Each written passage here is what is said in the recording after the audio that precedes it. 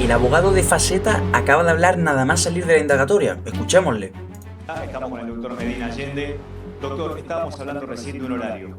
Usted cuando salió de la indagatoria dijo 2:48. Pone abajo, Faceta se declaró inocente. Supongo que él, o sea, él mismo se dijo que él no había tenido nada que ver, o que el juez lo declaró inocente. No creo, ¿no? Vamos a verlo, a ver si aclara algo. 8 AM del domingo 24 de mayo. ¿Por qué? Porque esa es la hora que supone... A las 2:48. Habría establecido la Fiscalía como hora de muerte de Agostini. ¿A partir de qué se constata eso para la Fiscalía? Y me imagino que debe ser de la autopsia, del informe de la... Vale, o sea, la fiscalía ha determinado que a las 2:48 de la madrugada fue cuando Agostina, bueno, murió en esa hora. Así que, a ver, bueno, ya se sabe algo, ya está, ya poco a poco se van sabiendo cosas, que era lo que queríamos nosotros saber. Y a ver, respecto a Faceta, que es lo que, no sé, si hablará algo, La supongo que sí. autopsia. Los testigos que ingresan, los inquilinos que ingresan a la casa. No, Vale. los inquilinos creo que entran antes de la casa porque creo que Barrelier, tengo un lío de, discúlpeme si me equivoco un poco el horario, ¿no? Pero Barrelier con Agostín entra como a las 11:30, una cosa así. Y media hora después entran estos inquilinos. Y ahí ellos ven a la chiquita junto a Barrelier. No, ellos... Vale, en esa hora entró Barrelier, o sea, a las 11:30 entraron ellos dos, la víctima, Agostina y Barrelier, y luego entraron los inquilinos y no la vieron allí. Vale. O sea, que se supone que entraron allí los inquilinos y Barrelier los mandó, pues no sé, quizás a subir arriba o lo que sea, o a otro lado. Y no vieron a la chica, claro, pero es cierto que la chica tenía que estar allí. El estado ya no lo podemos saber, evidentemente, pero, bueno, no lo podemos saber todavía, pero la chica tenía que estar allí porque en ningún momento salió, a priori. O sea, por lógica, tiene que estar allí. Y ahora sí, también tenemos información de Faceta y la chica, Andreani. A ver si, bueno, qué ha pasado con ellos, porque hemos visto antes lo de que se declara inocente, pero yo supongo que él mismo se autodeclara inocente, no que él lo declare el juez, ni el fiscal, ni nada de esto, digo yo. Osvaldo Faceta, para el fiscal, la calificación por lo que se lo acusa es de encubrimiento agravado. Es lo que se tenía hasta el momento, no cambió. No cambió. Ahora su abogado va a pedir cuando tenga Vale, se abstuvo de declarar. el expediente en su mano, cuando termine el secreto de sumario, que será a partir de mañana, Mañana se termina el secreto de sumario a priori. O sea, mañana ya deberíamos de saber muchas más cosas de las que ya estamos sabiendo. Oye, que estamos sabiendo ya bastantes cosas a raíz de esta, bueno, de estos juicios, ¿no?, que se están produciendo. ampliación de indagatoria. Ahora la pregunta es, ¿por qué si va a pedir una ampliación de indagatoria no declaró hoy? Al parecer hay contradicciones, aunque no muchas, entre lo que Faceta declaró en su momento y lo que el fiscal cree que sucedió. Sobre todo al momento en el que Faceta estuvo durante la madrugada del domingo junto a Melissa. Vale, o sea que hay no muchas incongruencias, pero hay algo. Oye, pues yo qué quieres que te diga, en estos casos, por poco que sea, bueno, ya tiene, ya te da que pensar, ¿no? O sea, porque vamos a ver, en un caso tan importante, el detalle de, oye, yo estaba en la planta de arriba y no me enteré de nada, o el detalle de yo estaba en la planta de abajo por lo que estaba con ella, hombre, es un detalle pues que quizás, que no digo que ese sea el detalle, no lo sé, no lo sabemos todavía aún, lo sabremos, pero hombre, son detallitos que, hombre, tienen cierta importancia, la verdad, y aunque no sea una incongruencia muy grande, pero en estos casos estos detalles cuentan muchísimo, la verdad, son primordiales. tenemos también más noticias del fiscal acerca de Faceta. A ver, vamos a verlo, ¿no? A ver toda la información que nos está llegando, porque la verdad es que, bueno, como he dicho antes, nos estamos enterando de bastantes cosas a raíz de esta, de este juicio. Estaría suficientemente probado que ¿Vale? Faceta obró como espía de Barrelier para desviar el foco de donde debían buscar a ¿Cómo? Agustina. Ostras, pero, o sea, vale, qué absoluta barbaridad. Claro, o sea, y está más que probado. Pongámonos en contexto para la gente que quizás le haya pillado esto un poco de repente y no lo sepa muy bien, pero la cosa era que pocos días después de lo sucedido, del asesinato de Agostina, Faceta se acercaba de una manera muy extraña a la madre. Estaba muy cerca de ella, le susurraba al oído, hablaba. Era como que quería acaparar su atención y como un poco apartarla, claro, porque evidentemente en ese momento todo el mundo estaba en el entorno familiar y bueno, en el entorno policial y todo lo que estaba relacionado con este caso, pues estaban buscando pruebas, interrogando a gente, qué es lo que se sabía y recabando un poco toda la información. Y fue el mismo abuelo y la abuela los que han dicho que Faceta era un hombre que ellos no conocían de antes y que se había empezado a acercar demasiado a su hija, o sea, la madre de Agostina, y hablando como a solas, como intentando un poco, parecía como si quisiera que ella le contara cosas y a él un poco manipularla de cierta forma, porque intentaba como aislarla, como hablarle solo a ella.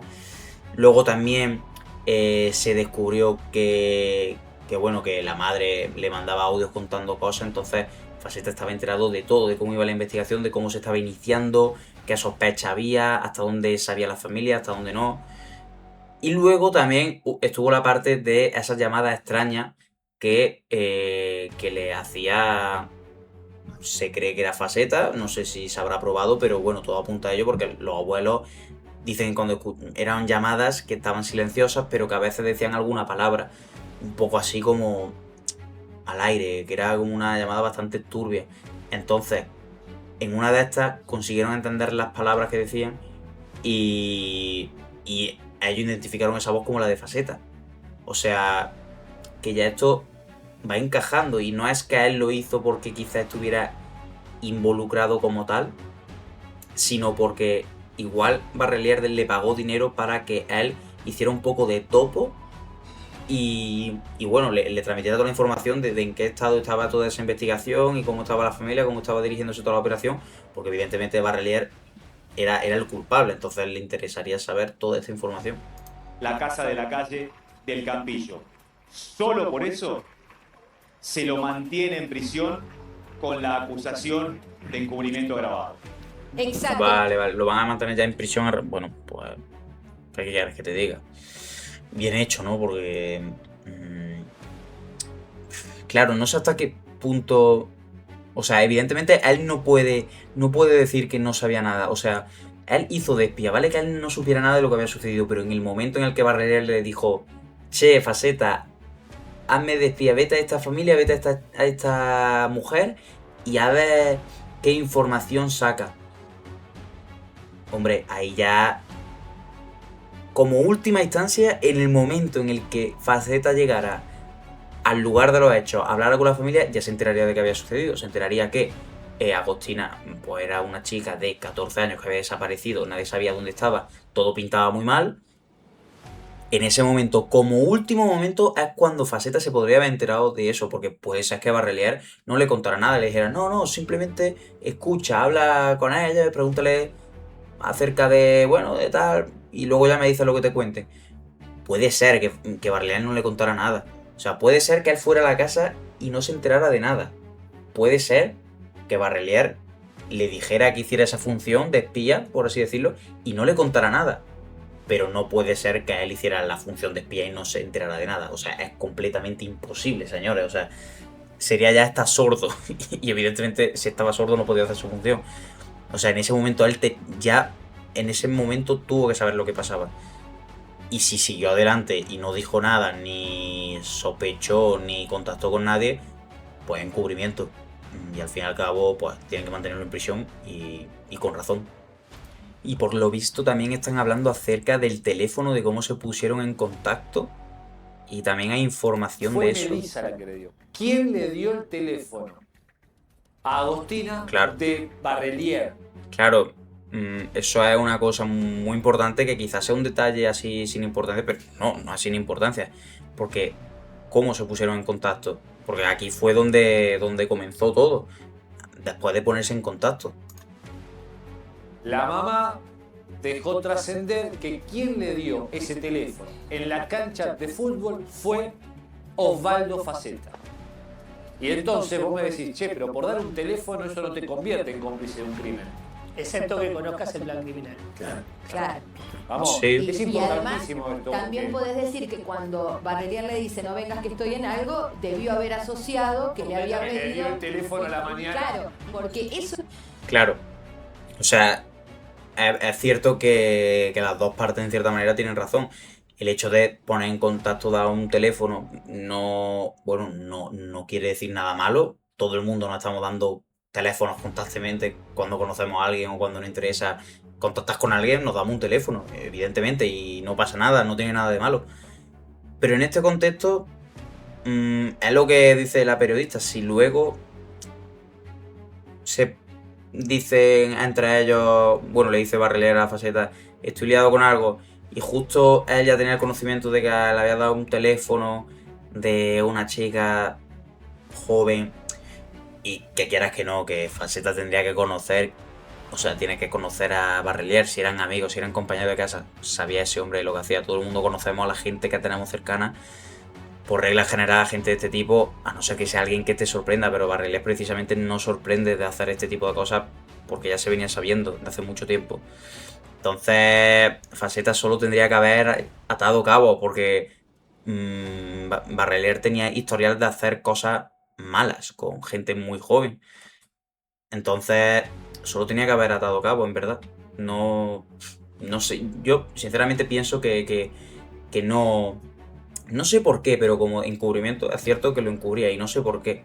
No sé si es que Barrelier quizás los tiene oprimidos de alguna forma, quizá que formen parte de un clan más grande y su rol sea, oye, ayuda a este a cumplir sus funciones o a cumplir con lo que se le mande y tú callado y no puedes hablar mal de nadie. No lo sé, la verdad, o es que no sé qué tipo de relación tenía. Ojalá esto supongo que saldrá a la luz y ojalá que lo sepamos. Pero es verdad que me genera como que curiosidad y el por qué. O sea, porque puede haber una persona que sea así de mala, pero es que hay muchas personas que están encubriendo esto y que no son menos malas que esa persona que lo ha hecho, porque encubrirlo es darte cuenta y encima de todo no decirlo, ni comentarlo con nadie, ni denunciarlo. Es que tienen también muchísima culpa de todo, ¿eh? Bueno, al hilo de todo lo que estaba hablando ahora mismo, es que justo estaba revisando la noticia y han hecho un breve análisis de cuál es la situación por la que está en ese punto de mira y acusado. Y es verdad que parece que dan una explicación, hombre, mejor que la que dan los periodistas no la puedo dar yo, así que vamos a escucharlo. porque vivía con Barrelier desde hacía 10 meses aproximadamente. Eso es lo principal, evidentemente. Y vivía a título gratuito. Nadie entiende bien por qué Barrelier le Título prestó la gratuito. habitación, aunque hay algunas hipótesis sobre esto. Detalle, lo de los 10 meses se contradice con... Vale, pero vivía a título gratuito, o sea que no pagaba nada. Vivía ahí con... Claro, pero supongo algún tipo de favor o algo tendría que hacerle, ¿no? O algún trabajo. Porque gratis... Bueno, puede ser que fueran amigos muy generosos. Pero bueno, no suele ser lo normal, la verdad. El testimonio de María, la hija. Que dijo 3 semanas, ¿te un acordás? mes, Nada. discutimos un Sí, día. discutimos, se fue de soy casa. muy orgullosa yo y él también, entonces me Exacto. fui, se fue. Pero bueno, era una cosa, bueno, acá ya se habla de 10 meses. Ya 10 Exacto. meses es un año, es una vida, ¿no? Digo, Y a título gratuito también es difícil de explicar, salvo que los una algún otro vínculo comercial, lo pongo entre comillas. Compartía casa donde habría ocurrido el crimen. Yo esto ni siquiera lo pondría en potencial. Donde ocurrió el crimen, claro. la fiscalía cree Sí. improbable que no Podría haya advertido nada. Claro, es que Y no tiene después sentido. hay sospechas sobre su rol.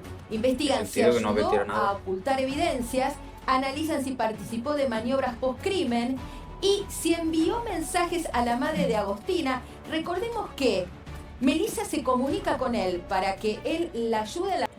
Claro, aquí es lo que hemos hablado antes de que era un poco el topo, ¿no? De que le enviaba mensajes la madre contándole un poco y pidiéndole ayuda. Él, de cierta forma, le ayudaba. En verdad no le ayudaba, porque al final no le decía nada relevante, sino que simplemente, pues bueno, decía como que sí que iba a ayudar y tal, pero luego cuando era verdad, pues no ayudaba. Y su papel era al final estar ahí recabando información y pasándosela a Barrelier, por lo que parece ser. Y recordemos que además de Faceta había otra persona que era Andreani y que también ha declarado hoy. Y bueno, vamos a ver las conclusiones que se han sacado, ¿no? De su juicio, de su declaración. Y Soledad puntualmente era pareja también de Barrelier. Recién escuchaba ahí, no sé cuántas mujeres, cuántas parejas tenía en total este muchacho, pero ella era pareja, o sea, este muchacho pernotaba en la casa de mi clienta 3-4 veces por semana, llevaba a los hijos al colegio, a la facultad. Claro, dice lo de no sé cuántas parejas tenía este muchacho porque Andreani lo que venía diciendo es que ella había sido engañada porque ni ella sabía que él tenía otra mujer, que tenía hijos, que ella al final había sido engañada de cierta manera y ella no sabía absolutamente nada porque había sido alguien que ni siquiera conocía bien. Visto lo visto, era alguien que ni ella misma conocía. Y era un poco lo que ella decía cuando se hablaba del caso. Y bueno, pues evidentemente parece ser que Barrelier hacía sus funciones de novio, pero bueno, lo que dice el abogado de ella, que a saber cuántas parejas tenía. El auto lo usaba con habitualidad. Y siendo pareja de Barrelier, la noche del femicidio de Agostina no estaban juntos. No, ella estaba trabajando la noche del femicidio. ¿Dónde estaba trabajando ella? En el bar Guachitas. ¿Y qué rol cumplía en el bar? Era empleada del bar, atendía en el bar, cobraba, estaba en la caja. ¿Quién es el dueño del bar, doctor? No tengo esa información, calculo que ella lo sabrá, pero creo que es una mujer. Una mujer, sí. Vale. Esto es bastante importante, la parte de que ella trabajaba en el bar Guachita, porque no sé si visteis el vídeo de ayer, pero salió info del bar Guachitas, que era un sitio donde, bueno, pues por lo visto estaba muy relacionado todo este círculo del que estamos hablando de acusados, Barrelier, ahora estamos viendo que Andreani, Faceta, incluso la madre de Agostina, y parece ser que Agostina también había estado allí. Era un bar al que solía ir esta gente y que incluso se cree que de alguna forma lo dirigen ellos o son, bueno, pues trabajadores, ¿no? Como hemos visto que Andreani, pues el caso oficial de que estaba trabajando allí. Pero lo turbio viene cuando se dice que allí había chicas bastante jóvenes, menores de edad, que hacían cosas que no estaban del todo bien, con personas más mayores, incluso gente, hablemos quizás de política, iban allí para hacer cosas con estas personas, con estas niñas jóvenes. Es un bar bastante turbio que de hecho lo han cerrado, bueno, no sé si lo han cerrado, si temporalmente lo han cerrado, no lo sé, o si es definitivo, pero en ese bar tiene pinta de que hay también mucho donde sacar información, porque parece que lo que ocurría ahí era bastante grave, que estarán más o menos relacionados con este caso. Pero aparte, solo como con la info esta que tenemos de lo que sucedía ahí, de la gente que lo frecuentaba, las niñas que había ahí, ya eso da para una investigación aparte y sacar de ahí algo bastante importante. Pero bueno, básicamente, volviendo a Andreani, pues ya está, era una relación que, bueno, esa noche no estaban juntos porque ella había estado trabajando y le pidió el coche. Y bueno, él pues una hora después pasó a recoger el coche, que recordemos que era el coche que se creía que se había usado para transportar el cuerpo de, bueno, los trozos del cuerpo de Agostina. Y por si no lo recordáis, hemos comenzado el vídeo hablando de, bueno, de esa certeza que había de que Agostina seguía viva a las 2:48 de la noche. O sea, quizás fuese el momento en el que ya dejó de estarlo, lamentablemente. O sea, a las 2:48 se supone que ella seguía con vida. Entonces, vamos a ver un poco si tenemos más información o es solo esto de a las 2:48 estaba con vida. No sé, vamos a indagar un poquito más. imagen de las dos personas que Claro. ingresan Exacto. en la madrugada del domingo, que Sí. para todo el mundo era un misterio. Esas dos personas habrían ingresado, se habrían topado para ingresar a uno de los ambientes de la casa con una puerta cerrada, que era un atajo, si se quiere, para ingresar justamente hacia la cocina y hacia el estar, Vale. que daba justamente... Vale, bastante raro. O sea, a esa hora hubo gente que entró a la casa y que ya se sabe que esa gente quizás no esté tan relacionada, sino que entró por la casa, pero entraron y no llegaron a esa zona extraña que estaba cerrada. Entonces en esa zona puede ser que sea donde estuviera Agostina, que esto no quiere decir que estas personas estuvieran relacionados con esto, porque precisamente si ellas no entraron a esa zona y se fueron por otro camino, pues al final quizás es que ellos no sabían que estaba Agostina ahí, las cosas como son. A mí me invitan a una casa a cierta hora y me encuentro una puerta cerrada, pues sigo adelante y voy por otro camino. A priori no debería pasar nada. A priori, pongo esta situación teniendo estos datos. Luego ya si dicen que se comprueba que hay más gente involucrada que tuvieron contacto con Agostina, no lo niego porque probablemente puede ser. Pero con estos datos yo saco esa conclusión. Esta gente a priori no tiene por qué tener culpa. Exactamente esa puerta al lugar privado de Barrelier. Intentan abrir esa puerta Vale. y no pueden. Cuando van Claro. hacia otro lugar para ir por otro lugar hacia donde tenían que ir a la planta alta, abren esa puerta y Barrelier les dice: ¿qué quieren acá? Según estos testigos, y esto todavía no tenemos el expediente, pero por lo que dejó entrever la declaración post-indagatoria de Faceta del doctor Medina Allende, esos testigos a esa hora pudieron decir que la chiquita estaba con vida. Pero perdón, O yo sea, Por eso- eso la quiero hora subrayar algo, Gaby. 2:48. Podemos ¿Cuál es la- esperar. Pero- Para la investigación, para el... A ver, o sea, voy a escucharlo ahora a ellos porque igual debaten acerca de esto, pero... O sea, ¿cómo va esto? No llego a entenderlo. No llego a entenderlo porque, o sea, ¿cómo ellos pueden decir que seguía con vida? No sé si me estoy explicando, o sea... ¿Es que acaso la vieron? O simplemente es que como ellos vieron a Barrelier allí, intuyen que todavía no había hecho nada. Es lo que no llego a entender.